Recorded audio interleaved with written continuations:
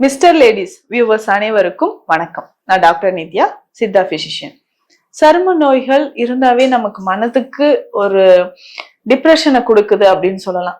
அந்த மாதிரி பார்க்கும்பொழுது நம்ம சருமத்தில் வரக்கூடிய சில பிரச்சனைகள்ல தீர்க்க முடியாத ஒரு பிரச்சனை அப்படின்ற மாதிரி இருக்கு. இது வந்துருச்சுன்னா குணமாகவே ஆகாது, பரவிக்கிட்டே போகும், இல்ல உடல் முழுவதும் பரவிடும்.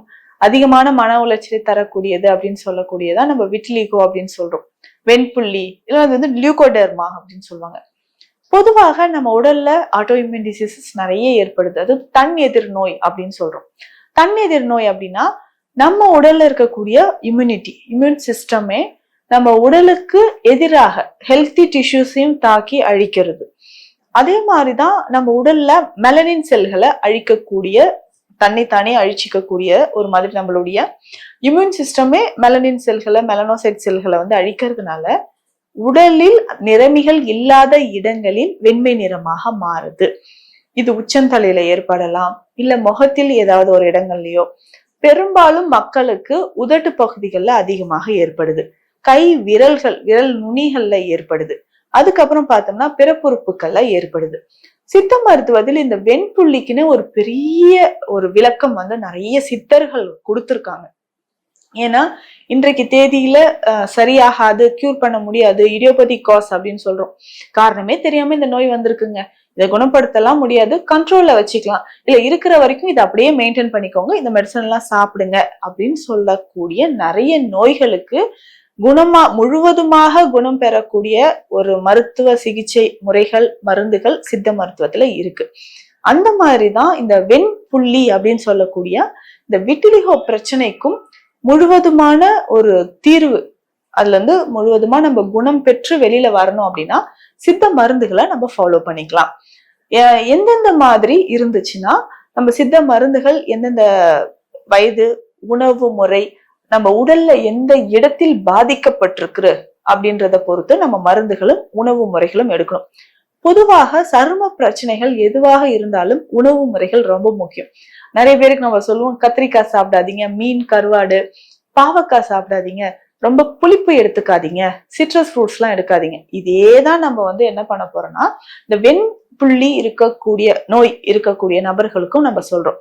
அப்போ அதிகமா புளிப்பு வேண்டாம், அதிகமா சிட்ரஸ் ஃப்ரூட்ஸ் இருக்கிறத எடுக்க வேண்டாம், நான்வெஜ் அசைவ உணவுகள் வெளியில போயிட்டு நம்ம நிறைய அசைவ உணவுகள் எடுக்க வேண்டாம், சிக்கன் எல்லாம் சாப்பிடாதீங்க, வறுத்த பொரித்த திரும்ப திரும்ப யூஸ் பண்ண ஆயில் ஐட்டம்ஸ் இதெல்லாம் சாப்பிடாதீங்கன்னு சொல்றோம். அடுத்ததாக வந்து பார்த்தோம்னா இந்த வெண்புள்ளி வர்றதுக்கு மற்றும் ஒரு காரணம் என்னவாக இருக்கும்னு சொல்றாங்கன்னா பழைய உணவை நம்ம திரும்பி திரும்பி சாப்பிடுறது. அதுக்கப்புறம் சுகாதாரம் இல்லாத கெட்ட உணவு அப்படின்னு சொல்லும் போது ஒரு உணவு நம்ம செஞ்சு வச்சதுக்கு அப்புறம் ஃப்ரிட்ஜில் வச்சு திரும்ப ஹீட் பண்ணி எடுத்துக்கிறது.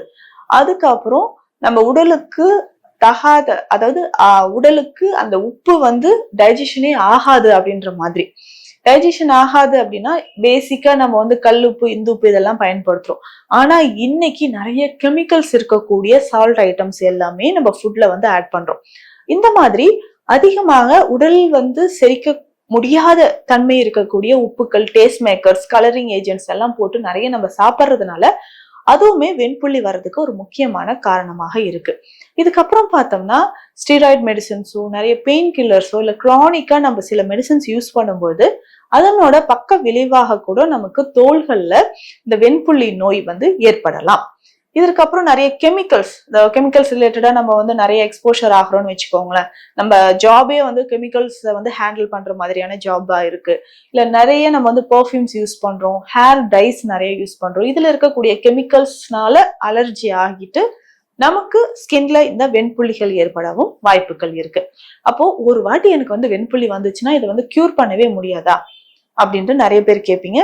இதுக்கு முக்கியமா நம்ம அதிகமான ஸ்ட்ரெஸ் அண்ட் டிப்ரெஷன்ல இருக்கும் போதும் நமக்கு வெண்புள்ளி நோய் ஏற்படலாம். இல்ல வெண்புள்ளி நோய் இருக்கிறதுனாலையும் அதிகமான ஸ்ட்ரெஸ் அண்ட் டிப்ரெஷனுக்கும் ஆளாகலாம்.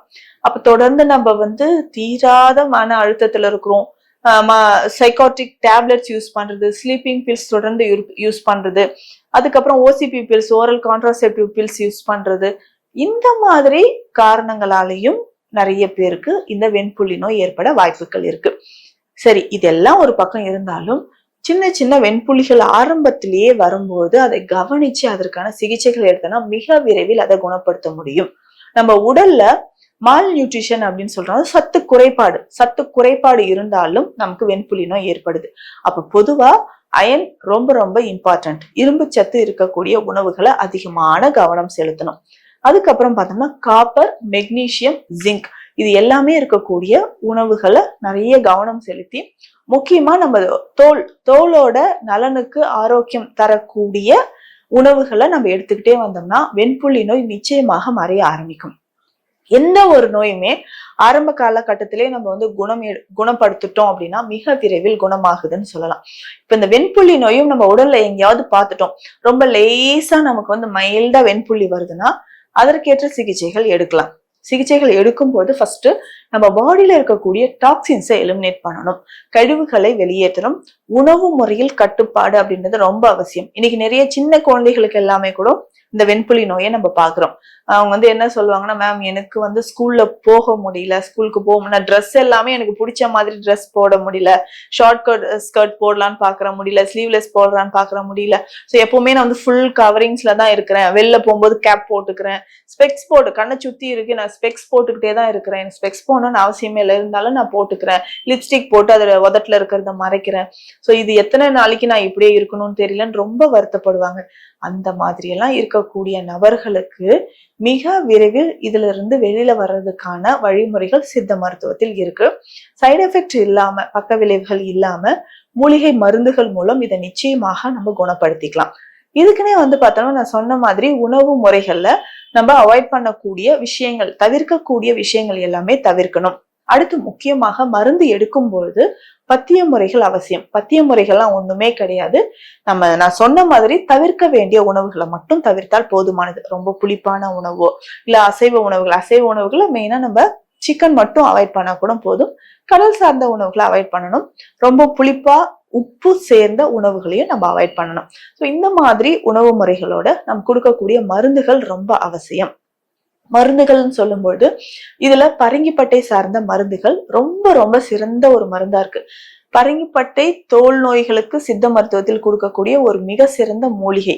இருந்தாலும் இது இந்த பரங்கிப்பட்டையோட சில மூலிகைகள் சேர்த்து நம்ம கொடுக்கிறோம். பரங்கிப்பட்டையோட வாய்விடங்கம் மற்றும் அக்ரஹாரம் இந்த 2 மூலிகையுமே வந்து பார்த்தோம்னா அதிகமான காரம் இருக்கக்கூடிய மூலிகைகள். காரம் அப்படின்னா வெப்ப வீரியம் அப்படின்னு சொல்லுவோம். தன்மை, வீரியம், விபாகம் இது எல்லாமே ஒரு மூலிகைக்கும் பார்த்து தான் நம்ம மருந்து செஞ்சிட்டு இருக்கிறோம். அந்த மாதிரி வெப்ப வீரியம் இருக்கக்கூடிய மருந்துகள் அதை வந்து இதனோட சேர்த்து பரங்கிப்பட்டையோட சேர்த்து நம்ம கொடுக்கிறோம். அதே மாதிரி சிவனார் வேம்பு குழித்தைலம் இருக்கு. இந்த சூர்ணத்தில் ஒரு 10 சொட்டு சிவனார் வேம்பு குழித்தைலம் சேர்த்து கலந்து நம்ம டெய்லி சாப்பிட்டுட்டே வரணும். ஒரு நாளைக்கு 2 வேளை.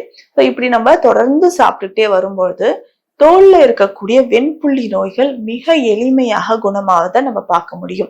அதே மாதிரி சருமத்திற்கு தயாரிக்கக்கூடிய சில தைலங்கள் இருக்கு, மூலிகைகள் சேர்த்து எடுக்கக்கூடிய தைலங்கள்.